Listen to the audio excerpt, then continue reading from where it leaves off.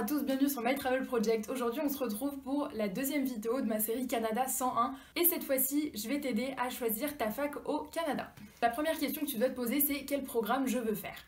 Si tu sais déjà ce que tu veux faire, il faut que tu regardes si ce programme est disponible au Canada et surtout si ce programme a une équivalence universitaire en France, c'est-à-dire s'il est reconnu par l'État. Donc comme je le disais dans ma dernière vidéo, il y a des accords entre la France et le Québec qui font que les programmes des universités québécoises sont reconnus en France, mais c'est pas nécessairement le cas pour tous. Dans le sens où si tu vas au Canada pour faire du droit, de la médecine ou de la criminologie, en fait, c'est pas nécessairement les mêmes législations. Enfin, si tu vas au Canada pour apprendre le droit canadien, c'est normal qu'ensuite tu puisses pas exercer en France vu que tu vas pas apprendre le droit français. Ça semble logique. Pareil pour la criminologie, c'est pas une discipline qui est reconnue en France ou en tout cas qui est très peu développée. Donc renseigne-toi vraiment sur le programme que tu veux faire, s'il est reconnu en France.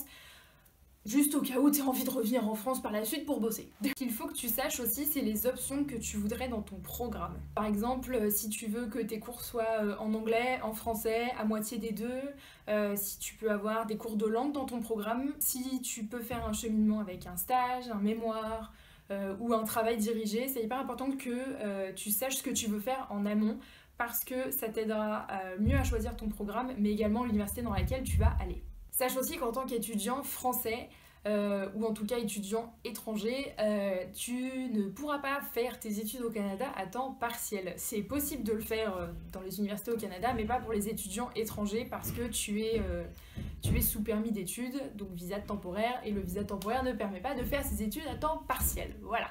Ensuite, ne t'inquiète pas, comme je disais dans ma dernière vidéo, tu n'as pas beaucoup de cours par semaine. Alors certes, tu as une charge de travail à côté, mais tu peux quand même travailler un minimum parce que le permis d'études te permet de travailler 20 heures par semaine au maximum. Donc si tu veux trouver un job étudiant, t'inquiète pas, il n'y aura pas de problème. Maintenant que tu sais dans quel programme tu veux aller, il faut décider entre aller au cégep ou au collège ou aller à l'université. Donc moi encore une fois, j'ai pas fait de cégep, de collège, j'ai juste fait un échange universitaire au Canada et ensuite mon master là-bas. Donc je pourrais pas te parler de mon expérience là-dedans parce que je l'ai pas fait.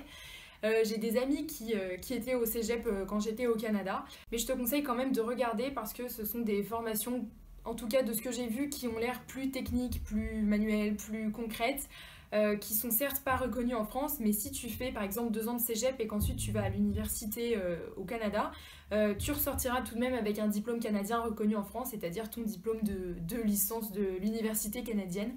Je trouve que le système du cégep est plutôt pas mal parce que ça te permet une transition quand même entre le lycée et l'université si tu te sens pas totalement prêt, si tu as besoin encore d'un cadre, on va dire, un petit peu plus scolaire. Moi je te conseille de te renseigner, de toute façon ça te coûte rien et au final tu vas peut-être trouver le programme de tes rêves dans un cégep. Maintenant que tu as choisi entre le cégep ou l'université, il faut que tu te poses la question de la langue dans laquelle tu veux étudier et surtout où est-ce que tu veux étudier. Le Canada c'est quand même un pays qui est super large, tu mets autant de temps d'avion entre Montréal et Vancouver qu'entre Paris et Montréal, pour te dire. C'est quand même un truc qui joue dans la balance. Pareil pour, encore une fois, les frais de scolarité. Il y a des accords entre la France et le Québec pour les frais de scolarité des étudiants français en master et en doctorat.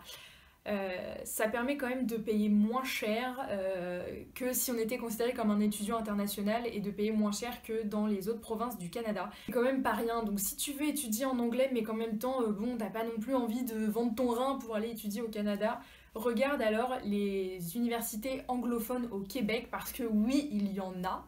Dans les provinces anglophones du Canada, les frais de scolarité vont du coup nécessairement être plus élevés parce que même si tu es étudiant français, il n'y a pas d'accord, donc tu seras considéré comme un étudiant international, donc tu vas payer plus. Ensuite, si les frais de scolarité ne te posent pas de problème, que tu as envie d'être dans un cadre anglophone mais qu'en même temps tu te sens pas encore hyper à l'aise, il y a aussi des universités bilingues côté anglophone. Moi j'étais dans une université bilingue quand j'habitais à Ottawa, donc je faisais la moitié de mes cours en anglais, la moitié de mes cours en français. Les programmes sont bilingues donc tu peux choisir si tu as vraiment envie de progresser en anglais mais qu'en même temps t'as pas non plus une aisance totale en anglais pour l'instant, c'est aussi une possibilité.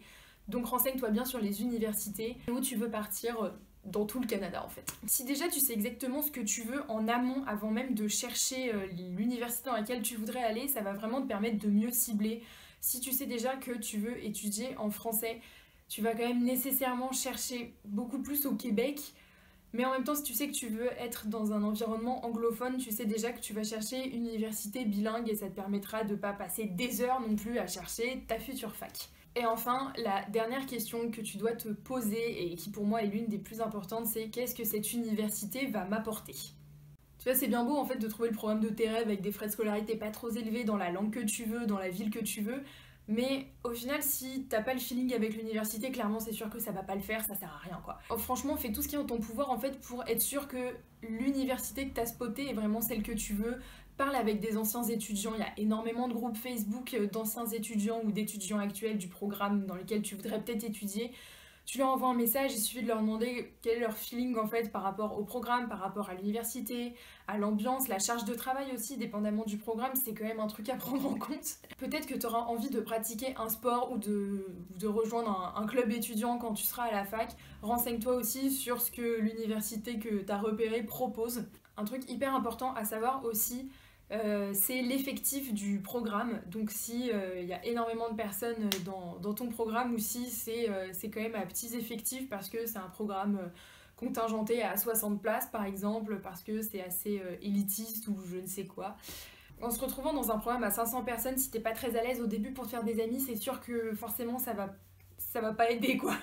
Alors que si tu vas dans une autre université qui propose le même programme mais où vous êtes que, je sais pas moi, 90, alors certes ça fait encore beaucoup mais ça sera déjà plus facile pour approcher les gens et ça te permettra direct d'avoir un meilleur feeling à l'université, de mieux t'intégrer et forcément du coup de passer une meilleure année universitaire. En fait de manière générale c'est juste est-ce que je le sens ou pas.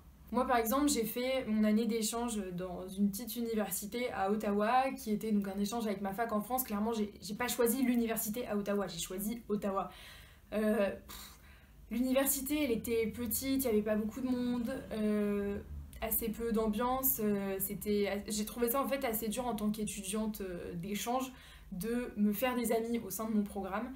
Sauf que cette université-là proposait aussi de prendre des cours dans une autre université, donc l'université d'Ottawa littéralement, qui est bien plus grosse, avec beaucoup plus de choix de cours. Et je me suis sentie bien mieux en fait en prenant des cours dans cette université-là, parce qu'il y avait plus de monde, que les gens semblaient plus accessibles, qu'il y avait beaucoup plus de choses organisées sur le campus, et du coup le fait d'avoir réussi en fait le fait d'avoir eu la possibilité de prendre des cours à l'université d'Ottawa tout en restant inscrite en fait dans mon université d'échange, ça m'a vraiment permis de beaucoup plus apprécier en fait mon université, de me faire des potes et voilà, c'est parce que je me sentais beaucoup mieux dans cette université-là que dans mon université d'échange.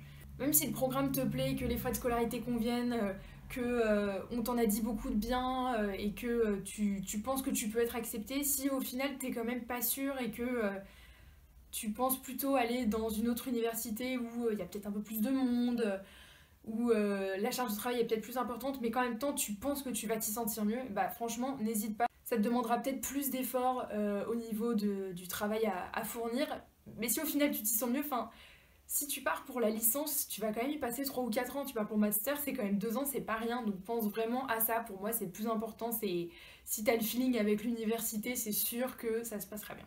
J'espère qu'avec tous ces conseils, tu trouveras la fac de tes rêves au Canada. Moi en tout cas c'est sûr que la fac dans laquelle j'étais pour mon master, c'était vraiment la fac de mes rêves. Je voulais déjà y aller quand j'étais en licence et je regrette pas du tout, je m'y sentais bien et j'espère que ça sera la même chose pour toi. Si tu sais déjà dans quelle université tu vas aller au Canada, n'hésite pas à me le dire en commentaire, comme ça je verrai où tu veux aller et si tu vas peut-être te retrouver dans la même fac que celle où j'étais. J'espère que ça aura pu te plaire, on se retrouve bientôt pour un nouvel épisode de la série Canada 101. Je te laisse la surprise, tu verras bien ce que c'est pour le prochain épisode. En attendant, à bientôt, bye.